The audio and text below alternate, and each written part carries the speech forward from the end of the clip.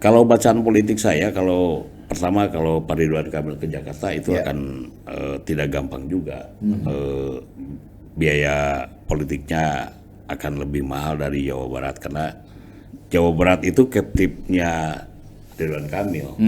Kalau ke DKI nyari captive baru itu butuh effort. Dan di Jakarta juga banyak tokoh nasional yang berminat untuk jadi gubernur. Saya dengar informasi di tim Pilpres 02 juga sudah ada yang minat. Pak Erick Thohir, Pak Sandiaga Uno dari Pilpres 03, ya. Karena di Jakarta itu menteri bisa jadi gubernur, gengsinya sama. Di mana-mana juga. Karena di Jakarta itu daerah khusus ya, yang punya APBN 83 triliun itu sama, bisa melebihi satu kementerian anggarannya. Jadi menarik memang karena jadi gubernur di DKI setiap berita yang muncul akan menasional. Jadi sama dengan nasional tapi mini.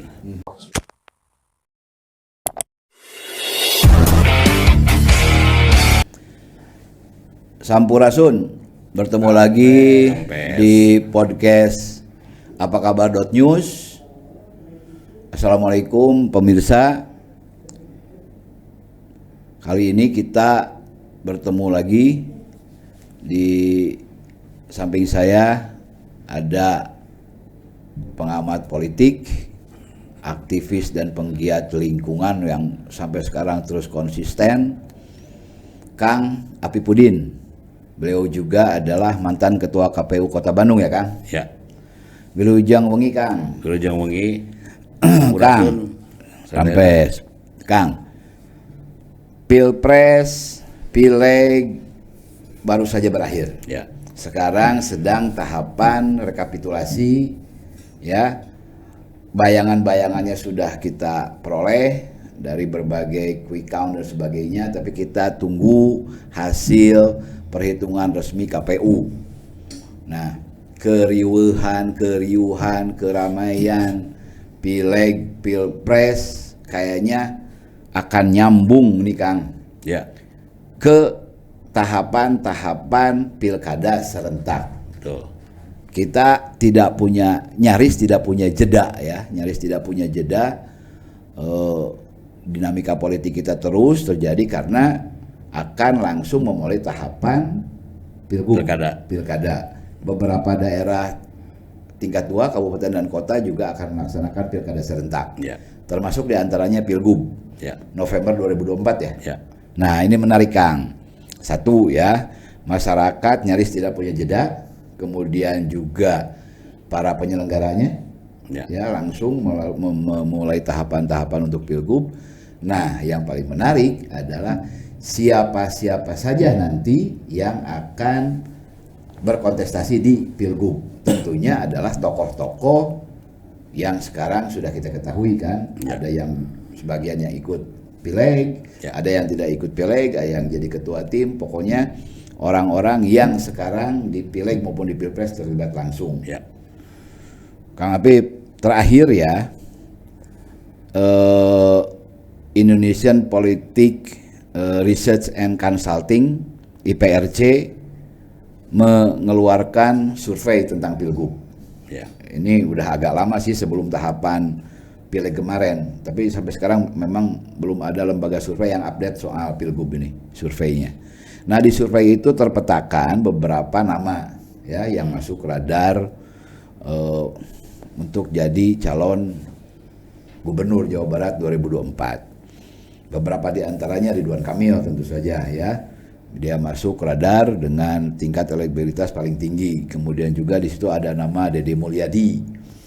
Nah, kemudian juga nama-nama lain pimpinan-pimpinan partai, ada Ono dari PDIP, ada Desi Ratnasari, ada Saan Mustafa dari Nasdem, ada Haru dari PKS, juga ada beberapa nama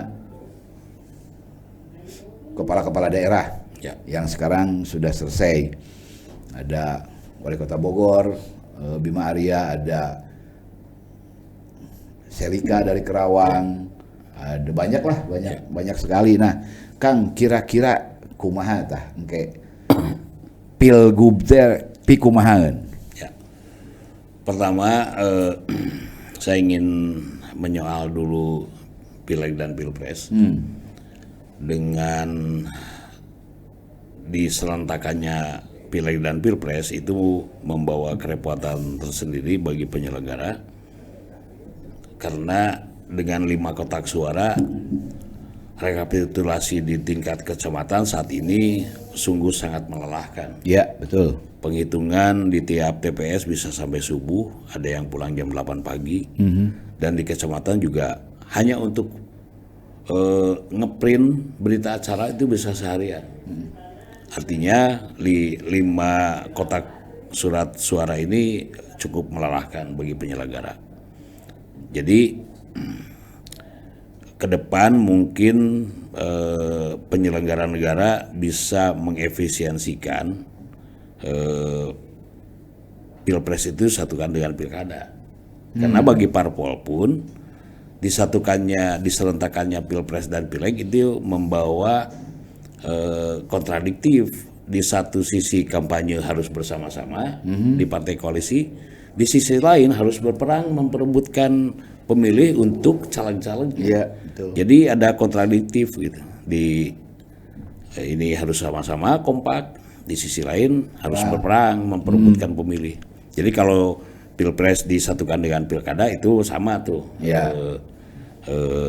makomnya. Jadi sama-sama untuk kepala daerah. Yang kedua, setelah putusan MK nanti yang menyatakan semua sengketa Pileg dan Pilpres selesai di MK, kita punya 7 bulan waktu menuju Pilkada serentak. Pilkada ini diikuti oleh seluruh kabupaten kota di seluruh Indonesia dan 37 provinsi kalau tidak salah. Sekarang provinsi di Indonesia ada 38 dengan pemekaran di Papua ya. Yang tadinya 34 seluruh provinsi sekarang jadi 38, tapi yang pilkada 37 kalau tidak salah. Ini menarik. Pertama, hasil Pilpres menghasilkan konfigurasi baru nanti di calon-calon kepala daerah, terutama di tingkat provinsi. Hasil Pileg juga memberikan konfigurasi baru, karena hasil Pileg 2024 dengan Pilpres itu banyak yang tidak paralel gitu. Ada yang hasil Pilpresnya tinggi, tapi partainya, perolehan suara untuk partainya tidak setinggi untuk capres. Ada yang capresnya rendah tapi partainya naik malah. Nah, artinya split ticket voter tinggi di sini. Dan ini memberikan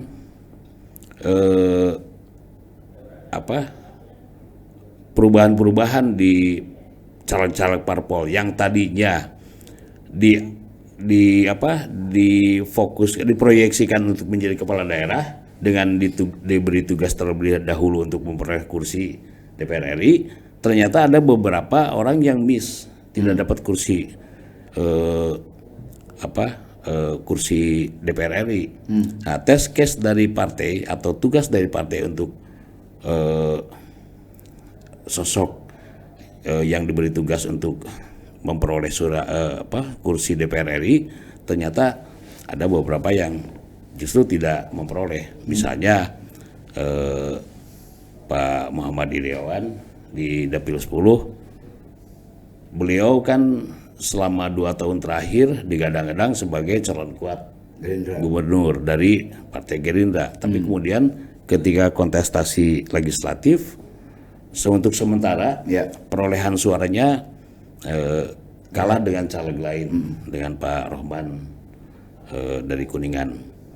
Artinya lazimnya gitu atau etikanya di parpol tersebut nama Pak Iwan mungkin jadi menipis. Ya.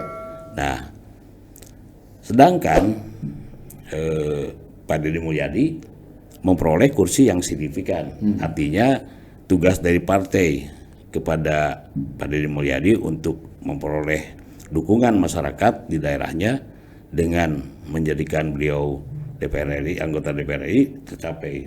Target sudah tercapai. Jadi lazimnya biasanya partai akan mengusung orang-orang yang sudah lolos election Ya, di Pileg.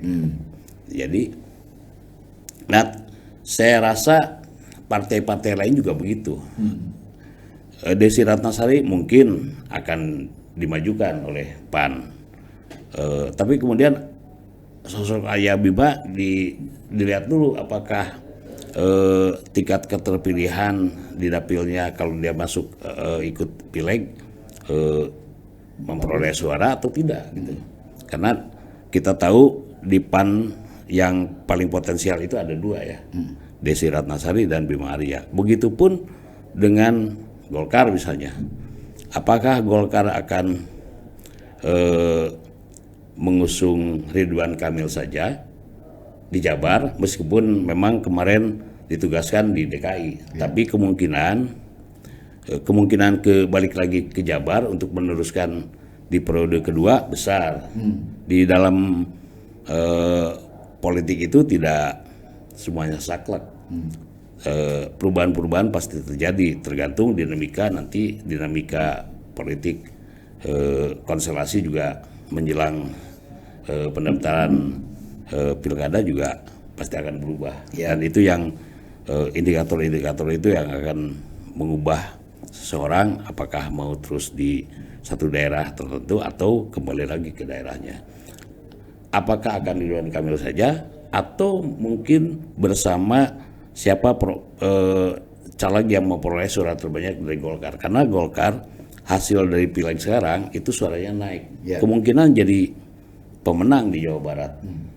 Dan kalau pemenang misalnya lebih dari 25%, itu akan bisa mencalonkan sendiri. Jadi bisa saja Ridwan Kamil dengan wakilnya dari Golkar juga. Gitu. Tidak perlu koalisi. Tidak perlu koalisi. Nah, kemudian yang sosok-sosok perempuan memang mereka berpengalaman di sebagai kepala daerah di kabupaten masing-masing, misalnya Celika atau wali kota Banjar atau siapa Indramayu gitu. Nina. Menurut survei yang saya lakukan tahun 2020, saya tanyakan ke warga Jabar apakah sosok perempuan sebagai pimpinan di Jawa Barat bisa diterima oleh Anda atau tidak. 96% warga Jawa Barat mengatakan tidak bisa menerima. Jadi kemungkinan sosoknya sosok laki-laki. Ini bukan bermaksud bias gender ya, tapi hasil survei mengatakan bahwa warga Jawa Barat ingin dipimpin oleh sosok laki-laki untuk jadi gubernur Jawa Barat. Artinya, kalaupun ada perempuan yang muncul, itu kemungkinan ditugaskan jadi wakil oleh parpolnya. Nah, kalau mengenai calon-calon yang nama-nama yang sudah muncul, ya tentu saja pertama Ridwan Kamil, yang kedua Deddy Mulyadi yang sudah pergerakannya ke masyarakat sudah mulai intens di 2 tahun terakhir ini. Kemudian ada sosok Kang Saan Mustafa dari Nasdem yang sudah pasang juga foto, baliho dan sebagainya. Kang Huda juga dari ketua PKB juga dalam salah satu rapat di internal PKB ditetapkan sebagai calon gubernur. Kemudian ada Bima Arya yang digadang-gadang menjadi sosok wakil favorit, calon wakil gubernur favorit oleh beberapa figur yang ingin jadi gubernur di Jawa Barat. Kemudian ada dari Golkar juga mungkin saja MKI Suara mengajukan sebagai calon wali kota, dulu pernah ikut kontestasi di Pilwalkot Bandung tahun 2013, di tahun 2024 mungkin berminat jadi calon wakilnya Kang Emil atau tidak gitu. Nah, jadi banyak sekali dan ini memberikan pilihan yang banyak bagi masyarakat Jawa Barat. Tinggal nanti mereka diuji di masyarakat manakah yang paling berkomitmen untuk membangun Jawa Barat ke depan. Itu yang perlu diketahui oleh masyarakat. Diujinya dalam hal apa? Dalam statement, komitmen, kemudian punya visi dan misi membawa Jawa Barat ke depan mau seperti apa. Jadi kalau ada pertanyaan filosofis misalnya kepada mereka calon-calon kepala daerah di Jawa Barat ini diajukan, kalau Anda mendengarkan kata Jawa Barat, apa yang ada dalam pikiran Anda? Mungkin semuanya bisa memberikan jawaban yang macam-macam. Ya. Dari situ kan masyarakat bisa menilai mana yang filosofis, mana yang praktis, paradigmatis, mana yang pragmatis, mana yang ngasal, mana nu teboga visi dan sebagainya. Jadi dalam 7 bulan setelah MK memutuskan selesai Pileg dan Pilpres, itu akan sangat menarik bagi masyarakat Jawa Barat. Dan pergerakan parpol juga dalam berkoalisi akan sangat menarik, dinamis. Nah gini Kang Habib, kan kita lihat lah ya, apakah koalisi Pilpres sekarang ya itu kemudian akan sama atau akan beda nanti koalisi di Pilgub Jabar. Ya. Nah itu kan tentu saja pasti akan sangat mempengaruhi siapa figur-figurnya. Ya. Itu selain itu tadi ya kita lihat juga siapa sih pemenang Pileg Jawa Barat, apakah ada yang bisa di atas 20% ya sehingga dia bisa mengusung calonnya sendiri atau memang semuanya perlu koalisi ya kita lihat juga. Ya. Nah, tapi yang jelas kita lihat bahwa koalisi di pusat itu belum tentu sama dengan koalisi untuk kebutuhan di daerah. Takuma Kang Habib ningali peta koalisi nanti dari hasil Pileg sekarang. Ya. Biasanya kalau di daerah bisa lebih luas, lebih lentur. Jadi tingkat kelentingannya tinggi. Tidak seperti belum tentu sama dengan nasional koalisinya. Jadi di daerah mungkin saja PKS dengan PDIP. Di beberapa daerah itu terjadi. Misalnya PKS dengan NU dan yang diwakili PKB bisa. Jadi artinya itu tetap sama dengan koalisi nasional.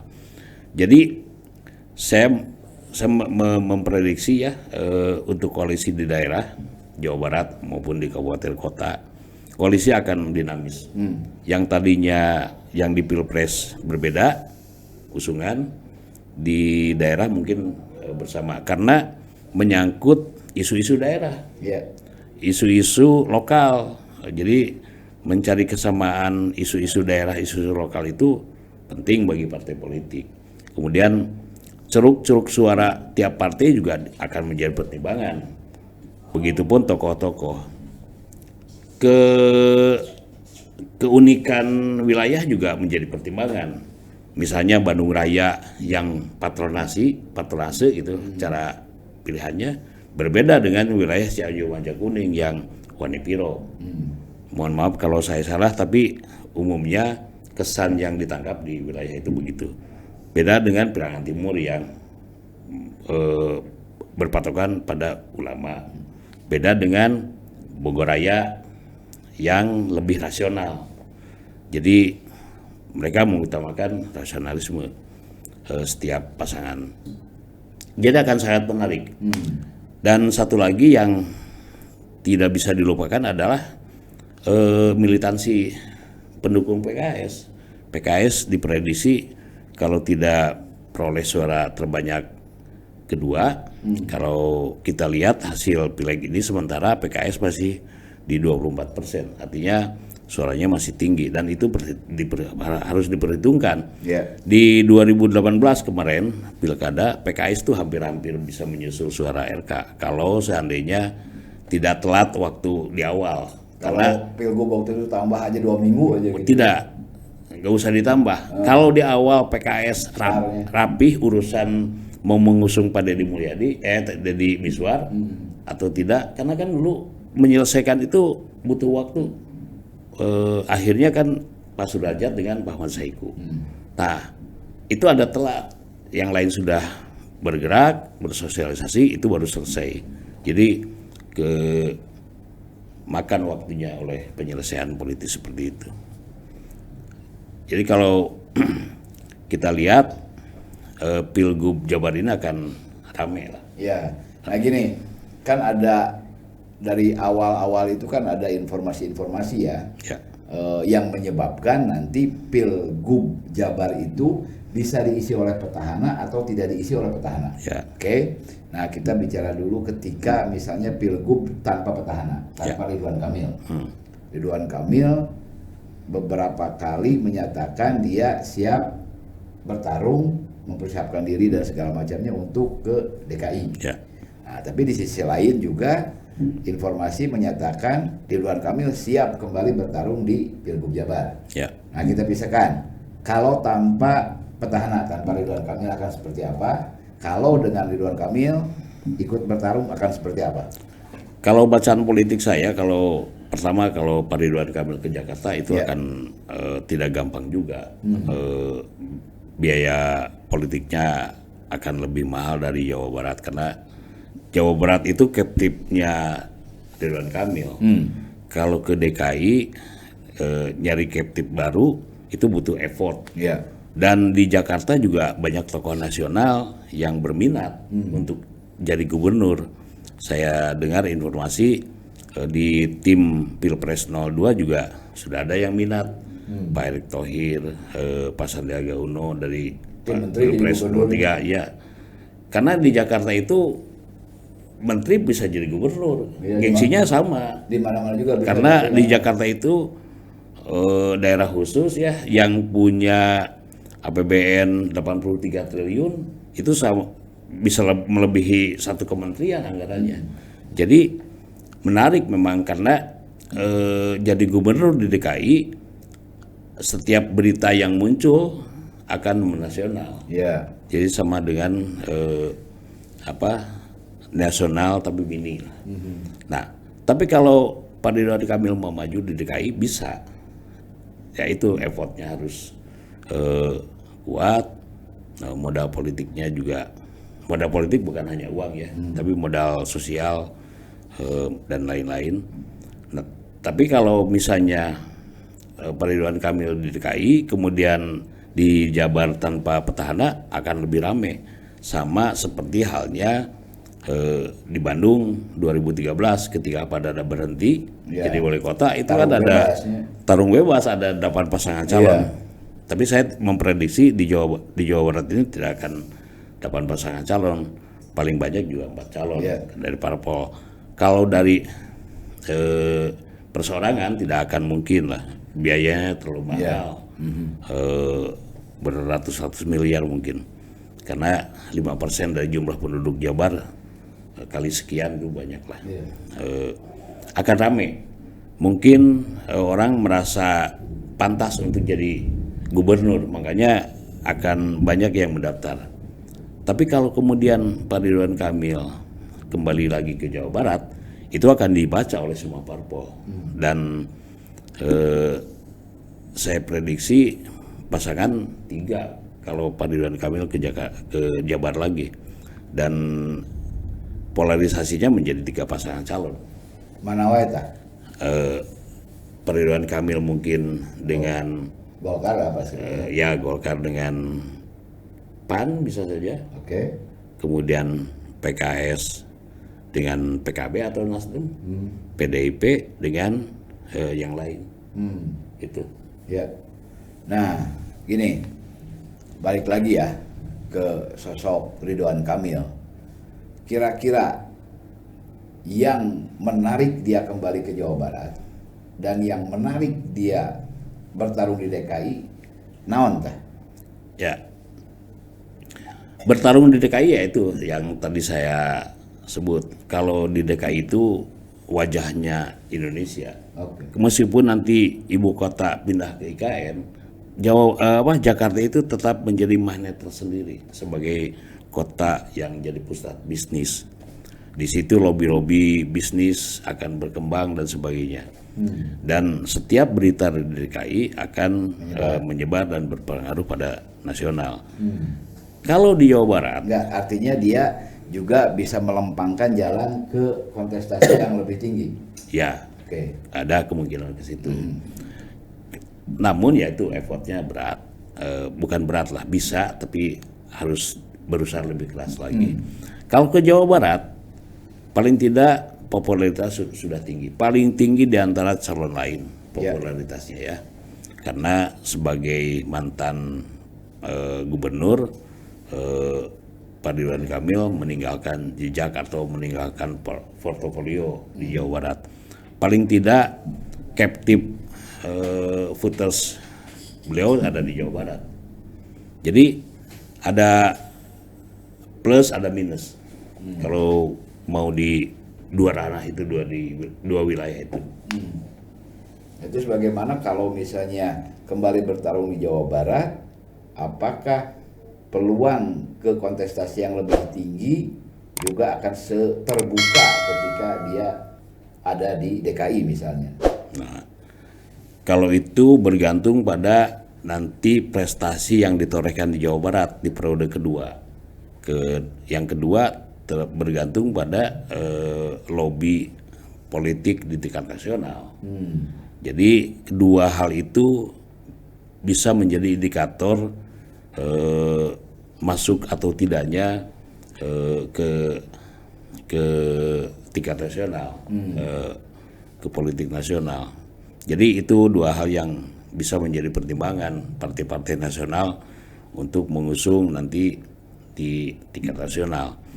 Artinya kalau ingin berprestasi di Jawa Barat, mungkin saja program-program yang selama ini dianggap kurang oleh masyarakat harus diperbaiki dan harus melakukan inovasi-inovasi, terutama untuk kelompok-kelompok masyarakat menengah ke bawah yang komposisi pemilihnya paling banyak. Seperti dikatakan oleh Ridwan Kamil sendiri, 80% pemilih itu masih berpendidikan bukan sarjana.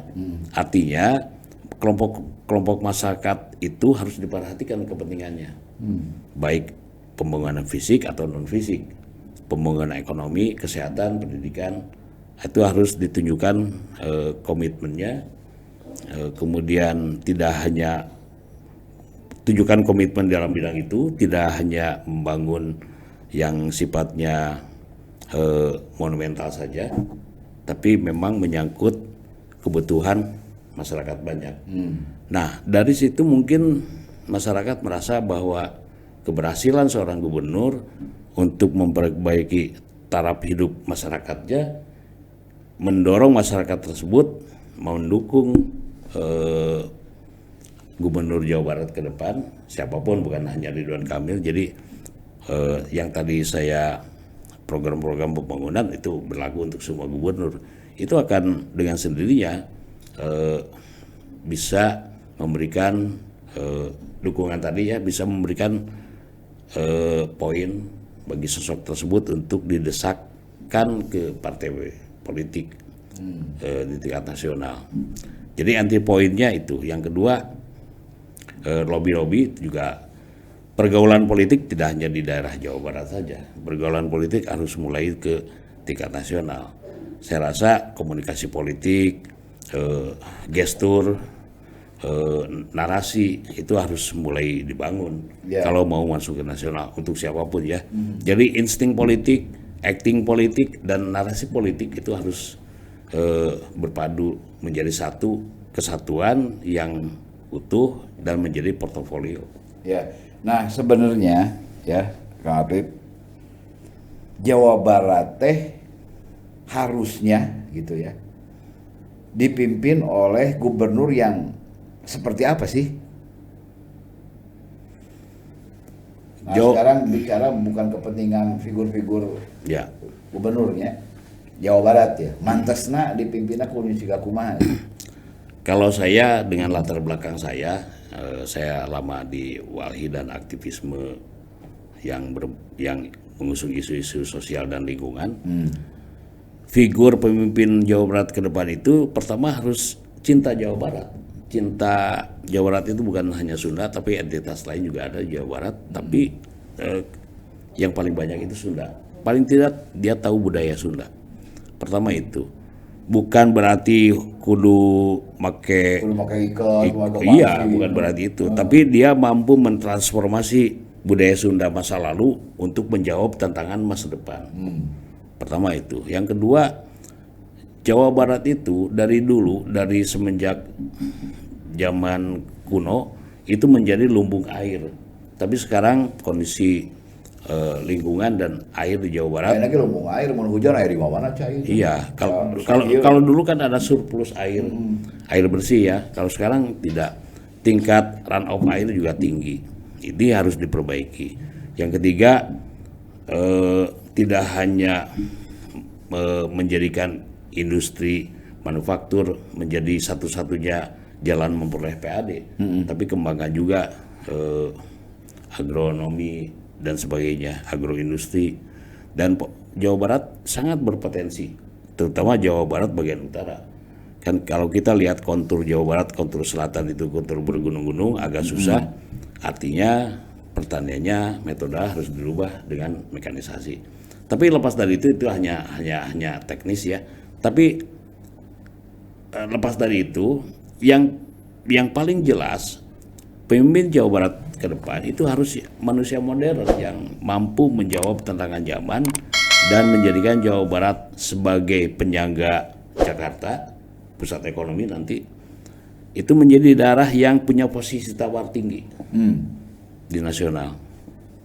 Nah, artinya kepada para figur ya yang sudah masuk radar atau yang memang mengarah ke Pilgub 2024 nanti ya masalah-masalah itu harus dipahami, kemudian juga oleh partai juga harus ditangkap gitu sebagai program partai ya yang kemudian nanti diamanatkan ke figur-figur itu gitu. Nah, jadi ke depan mudah-mudahan ada satu budaya baru ya Kang Habib ya di politik kita, bahwa calon dan partai itu harus saling menguatkan berdasarkan apa? Berdasarkan kondisi dan kebutuhan masyarakat. Itu. Jadi sehingga ketika hal-hal itu dituangkan atau diterjemahkan dalam visi dan misi dia, itu mendapat dukungan yang penuh secara politis. Itu baik dari partai pengusung maupun dari masyarakat, terutama konstituen-konstituennya gitu. Jadi ketika dia jadi ya itu menjadi tugas kolektif yang bisa diawasi juga secara kolektif gitu. Yang mudah-mudahan ini menjadi sebuah sebuah catatan lah ya kepada siapapun, partai manapun untuk menuju ke Pilgub Jawa Barat 2024. Terakhir Kang Habib, mangga pilih ada yang mau disampaikan khusus kepada nama-nama aja langsung lah ya, si A, si B, si C, si D. Kudu kumaha engke lamun merek mararaju jadi calon gubernur gitu. Karena naon Jawa Barat memang kudu leuwih maju di provinsi lain gitu. Ya. Pertama, untuk seluruh figur yang akan mencalonkan diri menjadi Jawa Barat 1 itu harus menjalin komunikasi dengan entitas budaya, entitas sosial dan entitas lingkungan di Jawa Barat, termasuk buruh. Komunikasinya tidak hanya melalui medsos, tapi komunikasi di Sunda mah ada kebiasaan komunikasi itu harus Pak amprok jonghok, pateup-teup. Jadi aya komunikasi rasa yang dibangun. Ya, dari situ paling tidak setengah problem mengenai pencarian solusi sudah terjawab. Yang kedua, dengan potensi Jawa Barat yang bisa dikembangkan, Jawa Barat harus menjadi posisi tawar untuk nasional. Di Jawa Barat banyak sumber daya yang melimpah dan bisa ditawarkan ke wilayah lain di Jawa Barat untuk berinvestasi tanpa merusak daya dukung lingkungan dan sumber daya alam yang ada di Jawa Barat. Yang ketiga, gubernur ke depan itu harus berani berargumentasi dengan pimpinan nasional ketika PSN program strategis nasional ada di Jawa Barat. Itu jangan sampai PSN itu mencerabut akar budaya masyarakat yang terlintas oleh PSN, dan PSN itu harus memberikan nilai positif pada masyarakat Jawa Barat, terutama aspek lingkungan, aspek tenaga kerja, aspek-aspek budaya lainnya. Saya rasa 3 hal itu sementara ini cukup untuk memberikan gambaran kepada figur-figur yang akan mencalonkan gubernur Jawa Barat.